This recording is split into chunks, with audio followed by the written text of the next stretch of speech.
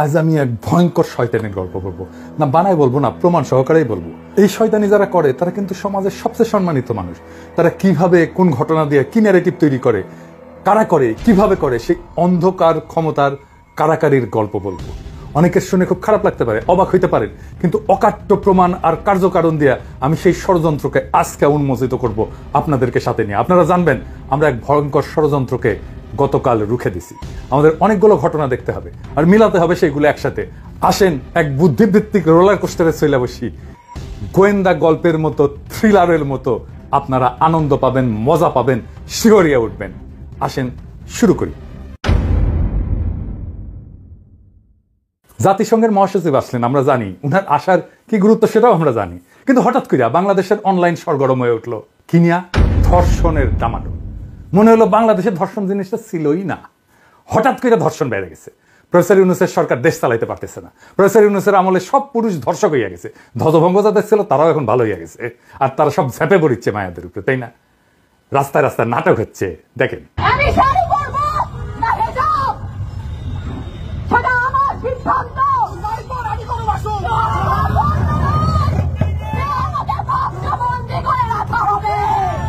শুধু এটা না, আরো দেখেন।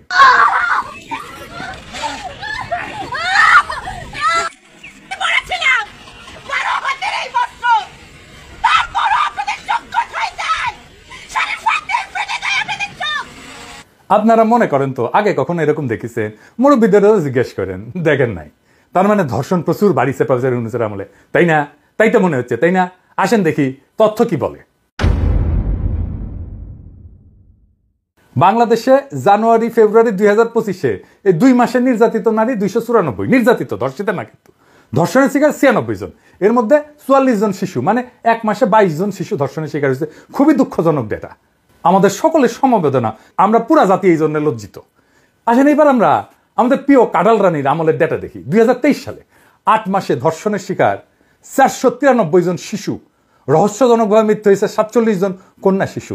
ওই রহস্যজনক মৃত্যুর সংখ্যাকে যুক্ত করলে 8 মাসে 540 জন শিশু ধর্ষণের শিকার হয়েছে, মানে মাসে প্রায় 68 শিশু ধর্ষণের শিকার হইতো।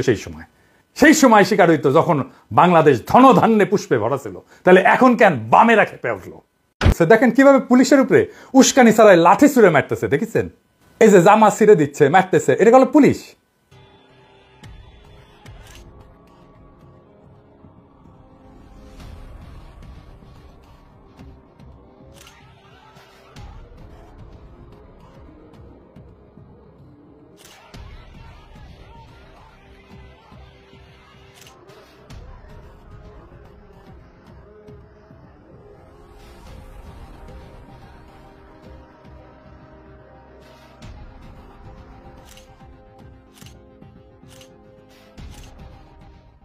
এবার দেখেন রোজা রাখা পুলিশকে কিভাবে মারিছে। পুলিশটারে দেখে এত মায়া লাগিছে, বলতেছে যে আমি তো রোজা আছি, আমি এখন হসপিটালে গেলে তোমার রোজা ভেঙে যাবে, আমাকে ওষুধ দিবে। কি মায়া লাগতেছে দেখেন, এই কিভাবে মারছে তাকে, দেখেন এই বামেরা মারছে। একজন অতিরিক্ত বাবাসী আমার বুক ভরা লাথি মারছে, একবার বুক বরাবর, হঠাৎ করে পিছন থেকে আসে লাথি মারা শুরু করে পিছন থেকে। আমরা তাদেরকে না মেরে আমরা এমনি বারবার বাধা দিচ্ছি, আর কি হাত দিয়ে ডালার লাঠি দিয়ে আমরা বাধা দিচ্ছি, আপনারা আসেন। হঠাৎ করে লাথি মারছে আমার, আমি রোজা রাখছি, রোজা ভাঙা যাবে না, এখন হাসপাতালের জন্য আছে। কেন বামেরা এখন হারকিউলিস হয়ে উঠলো? আসেন এটা বুঝে দেখি। সরকারের সাফল্য দেখা যায় মাত্র 4টা জিনিসে। অর্থনৈতিক পরিস্থিতি, মানে আপনার খাবার টাবারের দাম কেমন, জিনিসপত্রের দাম কেমন, দাম কমিছে, জিনিসের কমিছে, তাই না? সবুজ টিক চিহ্ন দেন এডিটর সাহেব।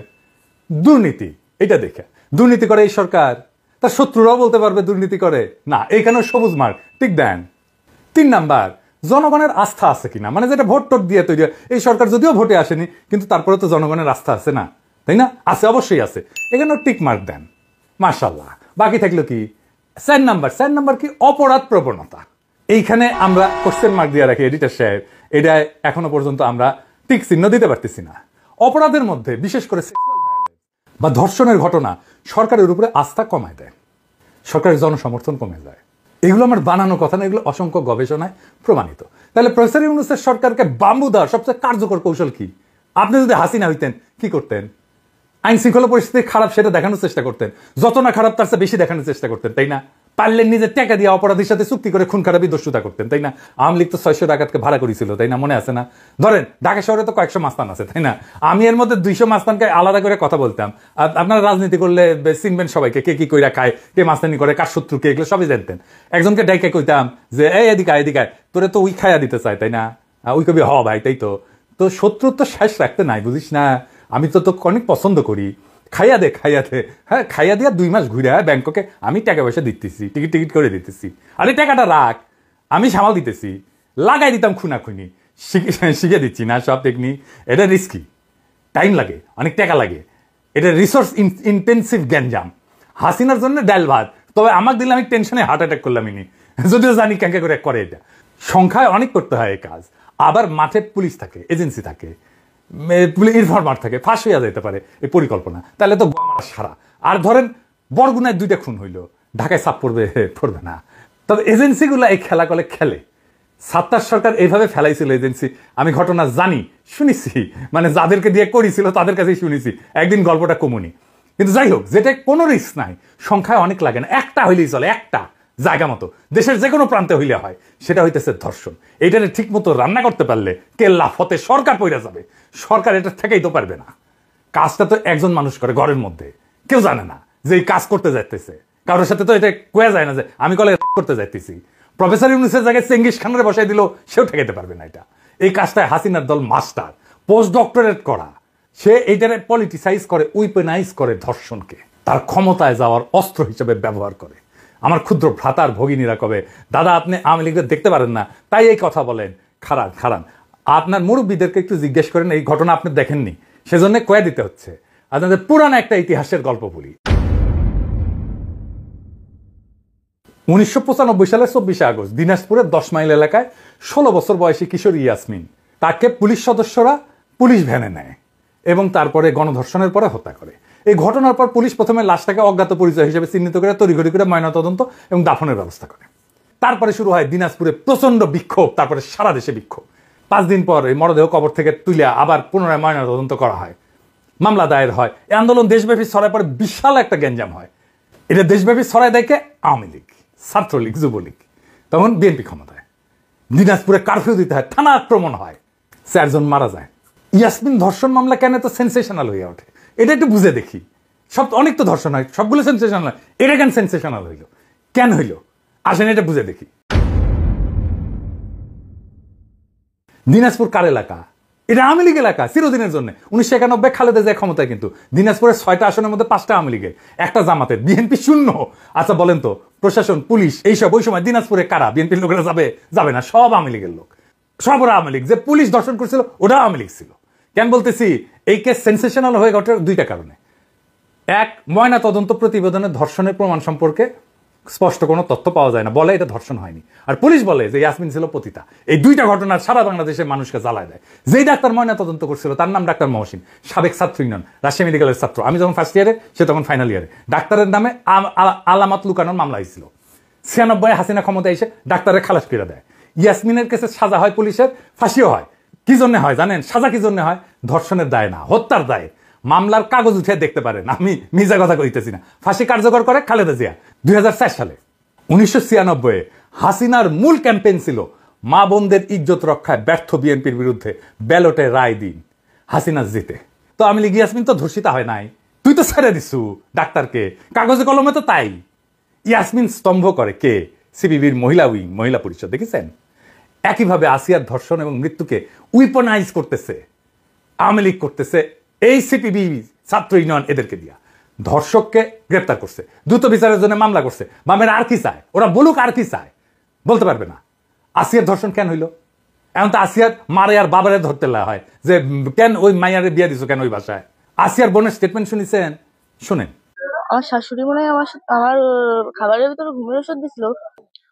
আমার বোনের এই ঘটনার সাথে আমাদের শ্বশুর বাড়ির সবাই জড়িত, তাদের সবারই জন্য দৃষ্টান্তমূলক শাস্তি হয়। করছিল মানে পেছন থেকে যে জড়াই ধরছিল, আমি বাড়িতে জানাইছিলাম এবং ওখানেও জানাইছিলাম, কিন্তু ওখানে কেউই আমার কথা বিশ্বাস করেনি। বাড়িতে জানাইছিলাম, আব্বু আম্মু আবার আমার বুঝে আবার দিয়ে বেড়াইছিল। আমি অনেক ভয় পাইছিলাম, এর জন্য আমার বোনটা আমার সাথে দিছিল। তো আমি জানতাম না যে আমার বোন আমার সাথে গেলে তার সাথে এরকম হবে না। রাত্রিবেলা হচ্ছে আমরা তিনজন ঘুমাইছিলাম, দরজা দিয়ে ঘুমাইছিলাম, 8টার পরই ঘুমাই গেছিলাম। তারপরে আমার শাশুড়ি মনে হয় আমার খাবারের ভিতরে ঘুমের ওষুধ দিছিল, এর জন্য আমি কিছু ঠিক পাইনি একদম। ফজরের একটু মানে সকাল হওয়ার একটু আগে উঠছি, উঠে দেখি যে ও ফ্লোরের উপর পড়ে রয়েছে আর হচ্ছে দরজা খোলা। তারপরে আমি বাথরুমে আইছি, আসে ওরে উঠেছি, দরজা দিয়েছি, দরজা দিয়ে ওরে উঠে খাটের পরে রাখছি। কোনো ঘুমাই গেছিল নাকি অজ্ঞান হয়ে গেছিল জানি না, কিন্তু নড়াচড়া লাগে ও উঠছিল, উঠে কয়ে আপা আমার অনেক কষ্ট হচ্ছে আর জ্বালাপোড়া করতেছে। তো করার পরে আমি ভাবছি ফ্লোরের উপরে পড়ে রয়েছে তার জন্য ওর এরম লাগতেছে। তারপরে আমি ওরে বসে তুই চুপ করে ঘুমাই পড়, তারপরে ঘুমাই পড়ছিলাম। আর ওর কি হয়েছিল তা তো আমি অত খেয়াল করিনি, ঘরে লাইট ছিল না, গোলাই টোলাই দাগ টাক এসব দেয়নি। তারপরে ভোরে উঠে ও কাঁদতেছে আর হচ্ছে বেগে বেগে নিঃশ্বাস নিচ্ছে আর হাত পাও কেউ রাধে হচ্ছে, গাল দিকে যা উঠছিল। এরপর আমি ওর কাছে শুনছি যে তুই রাত্রে এরকম করলি, আবার এখন ওরকম করতেছিস, তোর কি সমস্যা? তারপরে ও বললো যে সবাই আমার সাথে এরকম করছে, ভাইয়া আসছে দরজা খুলে দিচ্ছে। তো আমি করছি যে তোর সাথে এরকম করলো, তা আমি তো টের পেলাম না, করলো যে আমার ঘরের থেকে বাইরে নিয়ে গেছিল। মনে করেন যে ও প্রায় মারাই গেছে, ওরা মনে করছিল যে ও মরেই গেছে, এর জন্যই মানে ওরা ছাড়ছে না, কেউ টের পেয়েছিল এর জন্য ছাড়ছে। ওর খালি পেটে নিঃশ্বাস আছে আর গোলা দিয়ে ঘা হয়ে গেছে। মনে করেন ও যতটুকু কষ্ট পাইছে তাকে তো ফাঁসি দিলেই তো কমই শাস্তি, তাকে সবার জন্য ফাঁসি হয়। আচ্ছা বলেন তো, এটা কি কোহেরেন্ট স্টেটমেন্ট? খুব সম্ভাবনা আছে আসিয়ার বোন পার্ট অফ দ্য ক্রাইম। কেন? এটা শোনেন। আপনি তো আসিয়ার বোন, আপনি তো যেদিন ধর্ষণ হয়েছে আপনি তো এখানে ছিলেন না? যেদিন ধর্ষণ হয়েছে সেদিন নিয়ে আপনি কিছু কথা বলছেন টেলিভিশনের সামনে, আমরা দেখেছি, সারা বাংলাদেশের লোক দেখছে। তো আপনি বলছেন, একবার বলতেছেন যে আমি ওয়াশরুমে গেছিলাম, এই সুযোগে ধর্ষণ হয়েছে। আপনি আরেকবার বলতেছেন যে রুম থেকে বের করে নিয়ে ধর্ষণ করছে। আপনি আরেকবার বলতেছেন যে ধর্ষণের সময় আমি ঘুমাইছিলাম, আমি কিছু ঠিক পাইনি। আসলে কোনটা সঠিক? আমি তো ওইটাই বলি না, আমি বলছিলাম আমি ঘুমাইছিলাম, যখন বাথরুমে উঠছি সেই সময় দেখি যে ওইখানে পড়ে রয়েছে, এইটাই বলছি। আপনি বলছেন যে সিহারের পরে, আবার বলছেন রাত 2:30, এটা মানে টাইমটা আসলে মানে মগরদি তো সিয়ারি খাই 2টার দিক, তারপরের কথা বলছি। আচ্ছা, আপনি একটু মানে প্রথম থেকে মানে রাত থেকে কি ঘটনা ঘটছে একটু আমাদেরকে বলেন তো। সর্বপ্রথম রাতে কি সব ঠিক ছিল? রাত্রি 3 জন ঘুমাই গেছিলাম, 8টার দিকে ঘুমাইছি আমি, আমার জামাই আর আমার বোন। আমার বোন হচ্ছে আমার পাশে ঘুমাইছিল। তা আমি জানতাম না যে ওর সাথে ওরম হবে না।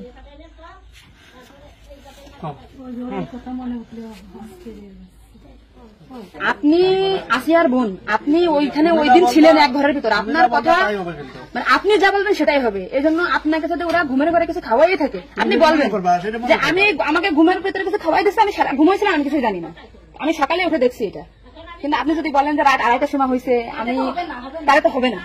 আপনার কথা শোনার জন্য বাংলাদেশের লক্ষ লক্ষ মানুষ অপেক্ষায় আছে যে আপনি আসলে যেখানে ছিলেন, আপনি যেহেতু বোন, আপনার বাড়ি যাই হয়েছে ধর্ষণটা, সেটা আপনি তো মানে জায়গায় ঘরে ছিলেন, আপনি যা বলবেন সেটাই হবে। কিন্তু আপনি যদি এরা ভুল ভাল কথা বলেন তাহলে আলাদা বক্তব্য দিতে আমাদের এখানে যা দিচ্ছে না টোটালি কিন্তু আপনি তো কি মাগুরা নিউজে আছেন না? আমি আছি মাগুরা নিউজে, আমি দৈনিক ঘরে ডাকে কাদের সাথে মিল না রাখে আসলে আপনার আপন বোন, বিষয়টা সেইভাবে আসলে বলতে হবে। আর এখানে যে আপনি আপনার স্বামীরে বাঁচাই দিলেন বা আপনার শ্বশুরে বাঁচাই দিলেন এরকম না, কিন্তু এতটা সহজ হবে না। কিন্তু বরঞ্চ আপনার এই আপনি যদি তালতে পাল্টে কথা বলেন, বিবাদ কিন্তু আপনার নিকটেই, বিবাদ কিন্তু আপনার। আপনি এটা ঘুরে বেড়াচ্ছেন, এটা ঘুরে বেড়াইতে পারবেন না, আপনিও কিন্তু ওদের সাথেই যুক্ত হইতে হবে আপনার। তার মানে উনি একবার বলতেছে কি জানেন, আমি টয়লেটে গেছিলাম তখন ধর্ষণ হয়েছে, একবার বলতেছে আমরা বিভ্রান্তিতে আসছি, বারে বারে আপনাদের কাছে আসতেছি শুধু এই একটা কারণে। কিন্তু মানে আপনাকে যদি খাওয়াই থাকে আপনি বলেন যে আমার খাওয়াইছে, আমি কিছুই জানি না, সকালে উঠে দেখেছি আমি এই অবস্থা। কিন্তু আপনি যদি টাইম উল্টো পাল্টে বলেন তখন তো মনে করেন আমাদের বাংলাদেশের লোক। আপনি সকালে আপনার ঘুম ভাঙছিল কয়টায়, মানে যখন আপনি দেখছেন আপনার বোন তখন কোথায় ছিল?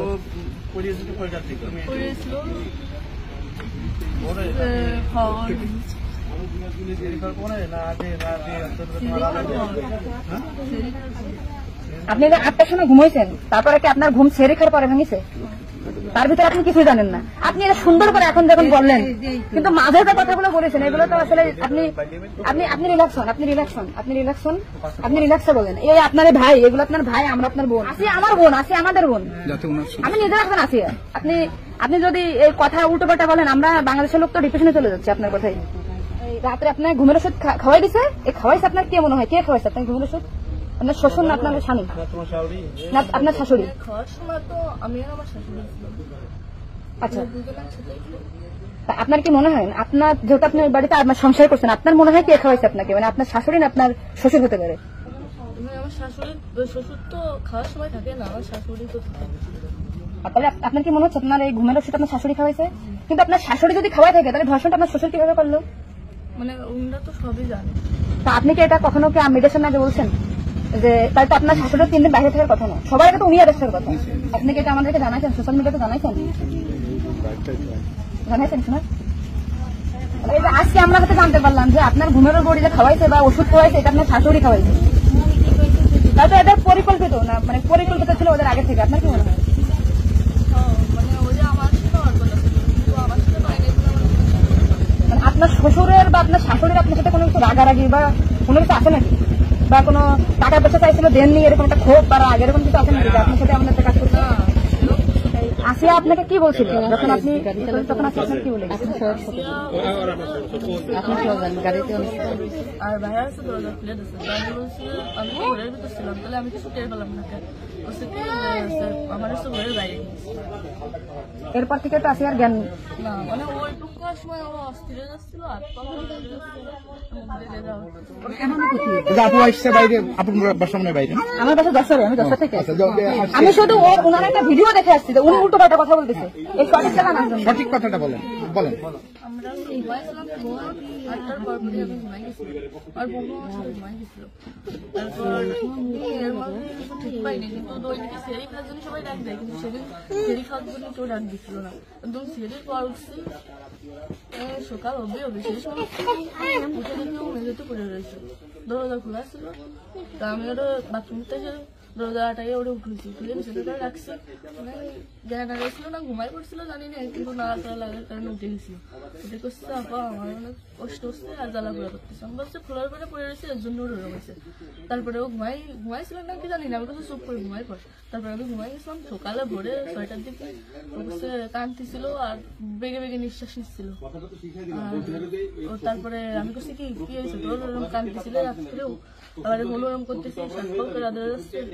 ও তারপরে করছে মানে তাও আমার সাথে এরকম করছে আর তো ভাইয়া দরজা খুলে দিছিল। আমি করছে আমার এই ঘরের ভিতরে না হলে আমি তো কিছু টের পেলাম না, তো করছে আমার ঘরের বাইরে। আপনাকে একটা ছোট প্রশ্ন করি, কিন্তু আপনি এর আগে টেলিভিশন দিকে আপনার ইন্টারভিউ নিয়েছে, আপনি বলছেন যে রাত 8টার দিক হয়েছে আনুমানিক, তারপরে এই হয়েছে, আপনি মানে এই মাঝের কথাগুলো তো আপনি জানেন না। সুন্দর, এখন আপনার কথা ভালো লাগছে, আপনাকে থ্যাংক ইউ। এটা মাঝের যে কথাগুলো এগুলো আপনি কেন মানে ভয়ে বলছেন নাকি ওদের বাঁচানোর জন্য বলছেন? আমার তো ভয় দেখানো হয়েছিল। মানে কথাগুলো যে বলছেন এটা আপনি কি শেখাই দিয়েছেন নাকি আপনি নিজের থেকে বলছেন? তাহলে আপনি নিজের থেকে মাঝের যে কথাগুলো আপনি স্কিপ বলছেন এটা তো আপনার বলা তো অন্যায় হয়েছে। তাহলে আপনি নেক্সট টাইম মানে আমরা খুব মানে আমি আপনার ভিডিও 100 বার দেখেছি, 70টা কেন জানেন? আজকে দেখেন আমি 10 থেকে আইছি, আপনাদের ওই বাড়ি গেছিলাম আমি, ঠিক আছে? ভয়তে সবকিছু উল্টো পাল্টে গেছে। এক কথায় আমি সবসময় বারবার জিজ্ঞাসা করে মাথার ভিতরে উল্টো পাল্টা হয়ে গেছে। আচ্ছা ঠিক আছে আপু, শুনো আপনি নেক্সট টাইম থেকে আপনি এই সঠিকটা মানে এই যে ঘুমাইছিলেন সকালে এটা হয়েছে আপনি এটা বলবেন, কিন্তু মাঝের কথাগুলো আপনার এক্সট্রা বলার দরকার নেই, বললে আমরা বিভ্রান্তি হয়ে যাই। ঠিক আছে, যাক এখন বুঝলেন তো কাহিনী। শুনেছেন ঘর থেকে বাইরে নিয়ে গিয়ে ধর্ষণ করেছে, একবার এক এক কথা কইতেছে, একবার করে সেরির আগে একবার করে সেরির পরে, ওরে ঘুমের ওষুধ খাওয়াইছে। কোন স্টেটমেন্টই আপনি সাবস্টেনশিয়েট করতে পারবেন না। ওই মুহূর্তে তোর বায়োলজিক্যাল স্যাম্পল নেওয়া উচিত ছিল, রক্ত পেশাব টেশাব নিয়ে পরীক্ষা করে দেখা উচিত ছিল ওর মধ্যে সে আসলে তার ঘুমের ওষুধ খাওয়ানো হয়েছে কিনা। ও কইতেছে আরেক পুরুষ তার পিছন থেকে জ্যাপটে ধরেছিল, তো সে তার ছোট বোনকে ওই জাহান্নামে নিয়ে আসবে।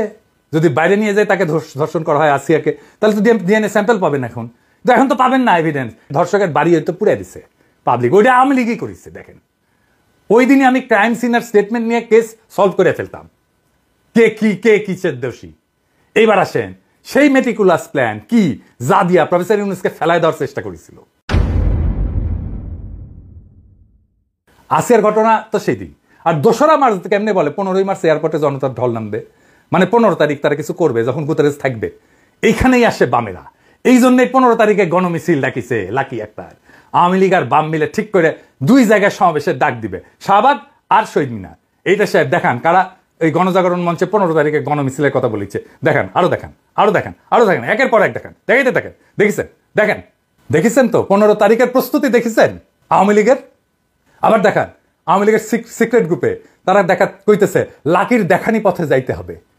সাথে নিচে আসে সন্তুল আর্মাকে, যে কিনা দেশের বিরুদ্ধে যুদ্ধ করছে, যার হাতে আমাদের অসংখ্য সৈনিক আর অফিসারের রক্ত লেগে আছে, যে পার্বত্য চট্টগ্রামকে বিচ্ছিন্ন করতে চেয়েছে বাংলাদেশ থেকে, ইন্ডিয়ার সাহায্য নিয়ে ইন্ডিয়ান মাল পুরাটা। এবার বুঝেছেন তো প্ল্যান, সব ইন্ডিয়ান মাল, সব ইন্ডিয়ান রসুনের গোয়া কেমনি এক জায়গায় মিলিছে। 15 তারিখের ওই গণমিছিলে সুশীল লীগ, আফসোস লীগ, ছাত্রলীগ সবাই নাম তো দিছেই গণমিছিল, 1010 লোক নামানোর পরিকল্পনা নিয়েছিল। অমিত পিয়াল বলেছে না 20 তারিখে এয়ারপোর্ট বন্ধ করে দিয়া ছাত্র নেতাদের আটকাইতে বলেছিল না। আপনি প্ল্যান বুঝেছেন? সব ইন্ডিয়ান মাল নামিছে, মার খাইছে পুলিশ, আর প্রথম আলো নিউজ করছে ছাত্র সংগঠনের উপরে হামলা। দেখেছেন তো সব ইন্ডিয়ান মাল কিভাবে নেমে পড়েছে এই ধর্ষণ ইস্যুটাকে উইপেনাইজ করে প্রফেসর ইউনূসের সরকারকে বেসামাল করে দেওয়ার জন্য। আমি বলছি সিপিবি অফিস আমি দখল করে নেব, ওরা গণমিছিল বাতিল করেছে। ইত্তেফাকের রিপোর্ট শুনেন। হত্যা, ধর্ষণ, নিপীড়নের বিচার এবং স্বরাষ্ট্র উপদেষ্টার অপসারণের দাবিতে শনিবার গণমিছিলের কর্মসূচি দেয় বামপন্থী 8টি সংগঠন। এর পাল্টায় ঢাকার পুরানা পল্টনে বাংলাদেশের কমিউনিস্ট পার্টি সিপিবির কার্যালয়কে ছাত্র জনতার কার্যালয় বানানোর ডাক দিয়েছেন লেখক ও অনলাইন অ্যাক্টিভিস্ট পিনাকি ভট্টাচার্য। রাত থেকে এ নিয়ে উত্তেজনা ছড়িয়ে পড়ে। এর পরিপ্রেক্ষিতেই পিছু হটে বাম ছাত্র সংগঠনগুলো। পরিস্থিতি বুঝে কর্মসূচিতে যোগী দেননি ছাত্র ইউনিয়নের সাবেক সভাপতি লাকি আক্তার। সিপিবির লোকেরা হারকিউলিস চাইছে, আমার নামে স্লোগান দিচ্ছে, শুনেন। পিনাকির বিরুদ্ধে লড়াই হবে একসাথে, লড়তে হবে একসাথে। পিনাকির বিরুদ্ধে, উগ্রপন্থীর বিরুদ্ধে লড়তে হবে একসাথে, লড়তে হবে একসাথে। উগ্রপন্থীর বিরুদ্ধে কমরেড গড়ে তোলো ব্যারিকেড, গড়ে তোলো ব্যারিকেড, কমরেড। হ্যাঁ, সিপিবির লোকেরা প্রিন্সরা জিগায়েন যে সে আমার ফোন দিয়া কি কইছে, তারাই জিগায়েন, আমি আর কইলাম না। গ্রেস দিছি কয়েকদিন, প্রিন্স মিয়া জানে কেন গ্রেস দিছি। আমি প্রিন্সে কইছি ইন্ডিয়ান লেসপেন্সারি বাদ দেন, লাকিরে আর এম এম আকাশকে বহিষ্কার করেন, শাহবাগে অংশ নেওয়ার জন্য ক্ষমা চান, বাকশালে যোগ দেওয়ার জন্য ক্ষমা চান, আর পার্টিতে ইসলাম বিদ্বেষের চর্চা বন্ধ করেন ঘোষণা দিয়া। আমি তারে কইছি আগামীকাল রক্ষা পেল আখেরে সারা বাংলাদেশে আপনার অফিস দখল করে নেব। আমি বলছি নিব, আজ হোক কাল হোক, ওইটা আমি নিবই। আমি শুধু সিপিবির পুরানা পল্টন না, সারা দেশের সিপিবির অফিস আমি দখল করে নিব। আমি কয়া দিলাম তো, আমি হঠাৎ কোনো কাজ করি না। তাই আগাম ঘোষণা দিয়ে রাখলাম, হাড্ডি গুঁড়া করে দেব শালা ইন্ডিয়ার দালালের বাচ্চা। আওয়ামী লীগ নিশ্চিন্ত করতে চান আপনারা, সিপিবিরে জয় বাংলা করেন, আওয়ামী লীগ আর ফিরতে পারবে না। সিপিবি জিন্দা থাকলে আওয়ামী লীগ আবার ফিরবে, আমি কয়া দিলাম, লিখে রাখেন। ইন্ডিয়া আবার ফিরবে, আমি কয়া দিলাম, লিখে রাখেন। যেখানেই সিপিবি সেখানেই প্রতিরোধ। ইনকিলাব জিন্দাবাদ।